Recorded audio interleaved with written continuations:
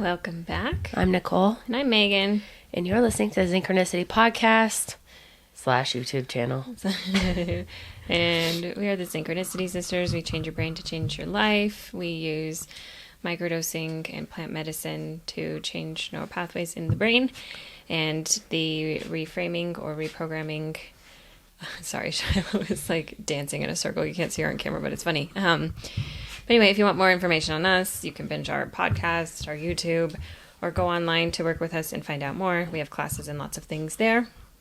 And today, we're talking about the dilemma of being an alpha, because it is kind of as fun as it is to be like the most creative force on earth. It's also, everything has a price. And the price of being the most unique, creative, fascinating, inventive, ingenuitive, industrious creature is being the lone wolf and not being a team player. Alphas have to learn how to be team players, and we're not good at it. No. Because essentially we were, especially alpha women. So being an alpha female is not normal. Alphas are usually males. So if you're an alpha female, you were broken as a child because you were forced into being independent, and feminine by nature is not independent. They're interdependent. Alpha males are lone wolves and independent. So if you're Miss Independent, Miss Boss Bitch, sorry, not sorry, you're an alpha. Your dad probably traumatized you, or your mom was an alpha, so you copied her and then are trying to date him and it's not working out well for you. Been there, done that. I think the most important thing here is alphas are born. They're not made. And so... Well, correct. Like, but this type of alpha, like the lone wolf and the Miss Independent or boss bitch, like the dilemma or essentially the ego dystonic is a broken alpha. Yeah. So, but a lot of times people are like, oh, well, you can become alpha. No. You're born alpha. Correct. Like our parents are both alphas, extremely dysfunctional alphas. Ego dystonic alphas. But they are alphas nonetheless. And so by nature, we were born into being alpha women. We were born and then forged into, because remember that alpha is a male archetype. So then Right. Forced into our masculine at a young age due to trauma. If you want to know more about ego dystonic, we have a podcast on that and a YouTube, so go watch that because it's super fascinating. It explained a lot of like why I was the way I was, but essentially ego dystonic is inside out. Yeah, and so, you know, it's like, you know, you think about the generation, like we're millennials, and there was this whole term of like, oh, they're latchkey kids. So it was like, do everything for yourself. Like children are kind of left to their own demise. Tomboys. Yeah. And so like, it was kind of just like, figure it out, like have fun. And girls are not girls, they're not made to do everything for themselves. Like they need to be cherished and like loved and doted on, where boys, it's a totally different concept of like, okay, alpha boy, like go have fun, like be a feral creature, figure it out, like burn the bridge and figure out how to rebuild the bridge, where girl brain doesn't work like that. And when a child, particularly, like I said, girls are put into this situation, it changes the entire brain patterning, therefore pushing them deeper into this, like, do everything for yourself, which continues to become a pattern in the rest of their life. Yeah, essentially masculine's alpha, feminine's beta. And beta archetypes are just more equipped to deal with this world. Alphas are the rebels, and they definitely have a place, right? Because betas follow alphas. But the problem with alphas is that they kind of have this, I don't need anybody, I don't need, and like there's no need in them, and everybody needs like other humans and shelter and food and, you know, this hyper independence. And I think the easiest way to know whether you're a healthy alpha or a hedonistic alpha that is ego dystonic is, we just did a podcast on drivers and allowers, which is the podcast before this one. And essentially you're in hedonism if you are in perfectionism, try harder, hurry up, and please others first. And you're a stoic alpha, or essentially you have balance between your masculine and feminine if it's excellence over perfection, enough versus try harder, work easy versus hurry up, and take care of yourself first before pleasing others. That's the easiest way to know whether you're a healthy alpha or a ego dystonic one. And, it's their weakness is relationships. They're usually, so it's just their weakness, right? Because they don't want to need anybody else. They have this lone wolf mentality. People bore them really easily. They just need and this is why alphas also suffer with addiction, because it's that their mind is never at ease, right? There's always more. There's this dopamine addictive nature to the brain. When an alpha has been traumatized, it doesn't know when enough is. Its parents didn't model that. And so what alphas actually do to heal, right, or go from ego dystonic to a stoic alpha to a light alpha, is get into relationships and be mirrored so that you can have triggers, so that you can see your projections, and so that you can heal. And you realize putting yourself first and having needs and regulating your nervous system and having other people in your life creates a beautiful life. So this hyper independence that alphas, broken alphas, have become accustomed to is really, it's getting scarier and scarier in today's world. And that's why, addiction, drug abuse, suicide, everything is also just relationships are failing. Yeah. We have over a 50% divorce rate. People have situationships. They don't even have real relationships anymore. And we're going into this world that is just kind of scary because there are more ego dystonic alphas than healthy functional alphas. And that's not a world that I want to live in. So that's why we're here. We got to get, if Nicole and I can do it, anybody can do it. You have to figure out, doing what is right versus doing what you want, because what you want was taught. What is right is God or the universe or whatever you see as, the higher power, the higher being. And balance is super, super important. In the feminine, we call it faking beta, and it's developing your feminine of what feels good. And for men, it's truly doing what is right versus following your feelings. So it's a thing. Well, and I think the thing is there's no answer to, it's not overnight. You have to be consciously aware of it every single day. And I know in my own journey of it, it's until you're really hit in the face with it and you're wow, I'm out of control, you can't heal it. Until you actually look and observe oh, wow, I am a lone wolf. Oh, I have this no need approach. Oh, I'm fine being by myself. And it's okay, well, what are you, at that point, you're either going to change or you're going to die. There's no other option at that point, because eventually, especially with female alphas, your cortisol levels will be so high that you'll end up with breast cancer or brain cancer or something. And you pray that you get the opportunity to be in a relationship with an alpha man, because alpha females can't be with betas. They'll cheat. And we see that quite often, or they're just bored. Same with alpha males. Yeah, and so alpha males will cheat on their beta. And usually with an alpha mistress. With an alpha female mistress, yeah. And so, the hardest thing to do, and I know especially, alpha to alpha, it's one of the hardest things I've ever done, is be with an alpha man that's, broken, and he has to look at his shit, too. And to be whoa, we both got some serious shit. And you realize what a mirror it is. Well, and, the hardest thing for an alpha is to be vulnerable, because it isn't, we're not naturally good at it. It feels funny. You feel exposed. I actually told one of our mentors, I feel like I'm having a brain transplant, trying to learn how to be vulnerable and be okay being vulnerable and not feel I've been exposed with somebody having a gun to my back, but that's essentially what is happening, and you have to be okay with that, and that's God, and it's a really hard thing because you're so used to the other thing that alphas are really dysfunctional with is control, and they're trying to control every aspect of their life, and that's just not possible, nor is it healthy. And we think of betas. Everybody wants to be an alpha, right? Because we think of betas as second-class citizens, but actually betas have a lot to teach us because they move through the world so much easier than we do in that flow state, in that feminine energy.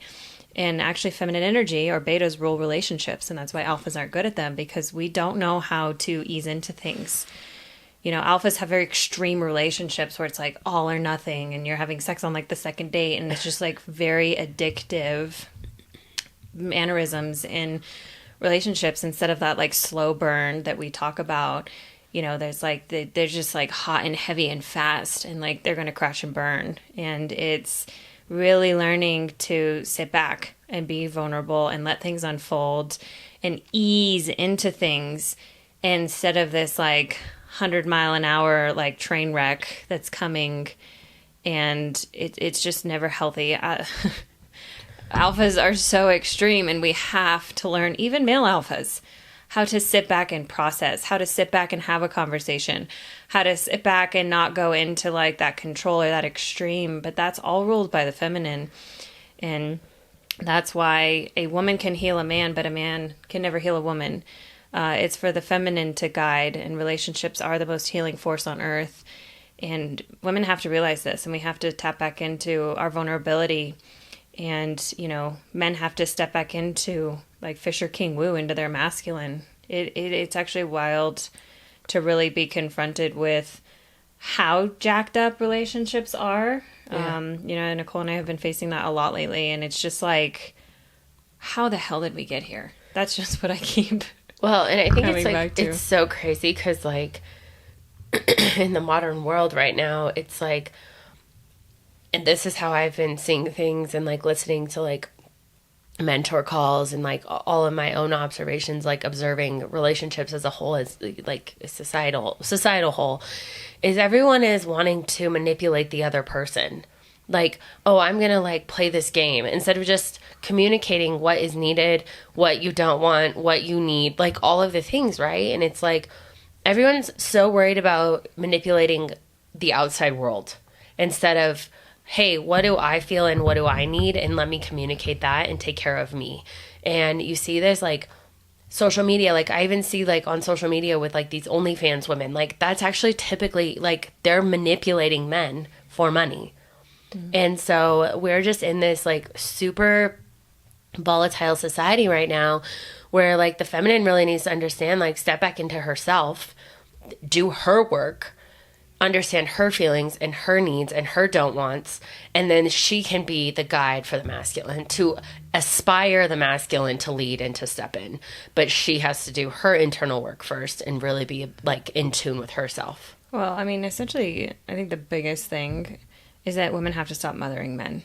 Yes. I mean, we were even raised to cherish men's feelings, and, that's a lot why my relationships have crashed and burned, is because my default mode is to cherish men's feelings over my own.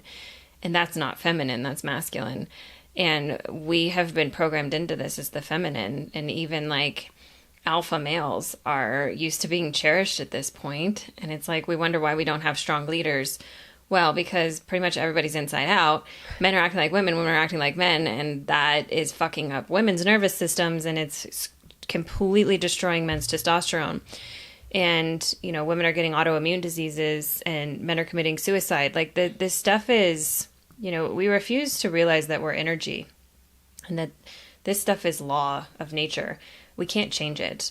A woman can't become a man without paying a price, and that price is her health. And men cannot become women without a price. That is their testosterone, having ED, essentially just collapsing into never really accomplishing anything or having any purpose because they're just lost. And so, this is a huge, huge dilemma that, Nicole and I have even dealt with. It's like, we're so programmed to say like, well, he's doing this or they're doing that and da-da-da-da-da. It doesn't fucking matter what they're doing. No. It matters what you're doing and how you're showing up. What somebody else's does or how they act is like quite literally none of your business. And that's the hardest lesson to learn. And I'm still in the midst of learning it because it's like, I'm like, well, he's doing this and this and this, and that equals that. A, B, C, D, F, G. Instead of, what am I doing? If I'm confused or if I need clarity on something, I need to use my voice, which is feminine, and say, hey, I'm confused. I need clarity on this. Versus just making assumptions. And assumptions are so dangerous. And that's what we're taught in our society. We're not taught to communicate. We're taught to make assumptions because most of us grew up in households where we weren't allowed to have a voice. And when you don't have a voice as a child and you can't ask why, or you can't ask for clarity, or you can't be curious, you're just shut down. You're going to run into mental illness, because when you don't let somebody feel, you damage them. And when you don't let somebody ask questions, you damage them. So, we're creating this, well, we have already created this society of very broken individuals that don't know how to, well, essentially they make other people responsible for their feelings, responsible for their actions, versus taking responsibility for self and showing up as you want to be, even if somebody else is acting a fool. It's a thing. Well, yeah, I mean, if you just listen to society, you could just go out to a coffee shop and the amount of "you make me feel" or God. "you did this to me" is wild. And I've really had to step out of that pattern of victimhood too. Yeah. I look at my past relationship, he did this and he did this and he did this. Okay, yeah, but all right, radical accountability, Nicole. Are you going to step in and change it in yourself? Because that's a mirror. And that's what society does. And actually, society is a beautiful mirror for everybody. If you look at society and if you at any point say, they did that to me or they made me feel, that's actually a part of it, right? That's a mirror showing you that there's a trigger within yourself that's unhealed. And so you have to be whoa, it comes back to you. I statements. What am I responsible for? How do I feel? No one else can dictate your feelings. You have every right to have the feeling. You have every right to be triggered. But what happened to you in maybe childhood or a past relationship that needs to be looked at and identified and healed on your own. Because at the end of the day, no one can make you feel anything. Well, life's a projection. Yeah. So if something triggers you in another person or bothers you, you don't say you need to change. You figure out what's going on with you, because you 9 times out of 10 have the behavior. There are things as triggers of oh, I just don't like being around this person, or things like that are, energetic, that it just, if somebody's in victimhood and you're not, and you're just completely repelled by somebody, that's different. But if somebody's talking to you or saying something and you're oh, well, that's fucked up, or they need to change, you need to look at that. You need to change. Because you have that behavior. And that's such a, it's so hard. Projection it's a mind fuck, really. Drives me crazy, because I'll be triggered by something and I'm I do that. Shit, I do that. Or I'll, looking back at my exes and wanting to be the victim in the relationship, but really looking at it and being oh gosh, that was a mirror. I am them. In one capacity or another, even if you're dating a pro Eternus, you're mothering him. So right. That's on me. They can't change if you're literally repeating the pattern of their mother or father and making it okay. And so, it's, being alpha, I 100%, as my mentor would say, I ain't no beta. It's a beautiful thing to be an alpha, but it comes with so much responsibility and accountability. And if we don't step into that and lead the way that God intended and be the people that God intended to, not the people that your parents raised, but the person that God intended you to be, the world's in trouble. Yes. And that's something I wake up every day and realize it's if I don't show up as my best self and I don't follow my dreams, then essentially darkness wins, Satan, whatever you want to call it, right? Because if you're not doing God's work, then whose work are you doing? And that question is answered in the opposite energy frequency. And that's a very scary thing. Yep. But it's a very sobering and humbling thing, is that when you're called to something, then it's time to show up and start doing it, because, the world needs you, essentially. Well, yeah. And if you're an alpha female, you're a guide to the world. Step in, stop trying to lead, become a guide. You're not a man. And masculine alphas lead the world, because, you're not a female. That's your God-given right to be a leader. You're made an alpha for a reason, and you can lead. You just need to find another alpha woman to guide you. But if you want to know more about what we talked about in today's podcast, we have Drivers in Allowers podcast that was before this, and the Chemistry Slow Burn podcast, and the Ego is a Sonic podcast, which was about 2 weeks ago. I think it's about 10 episodes down if you're looking for it. But if you're following us on YouTube, please subscribe, like, share, comment. If you're on Apple or Spotify, please subscribe. We are putting out an episode every day right now, and we would love for you to comment, like, share. And if there's anything you want to hear about or want us to elaborate on, please comment or send us a DM at synchronicity_sisters. Until next time, bye.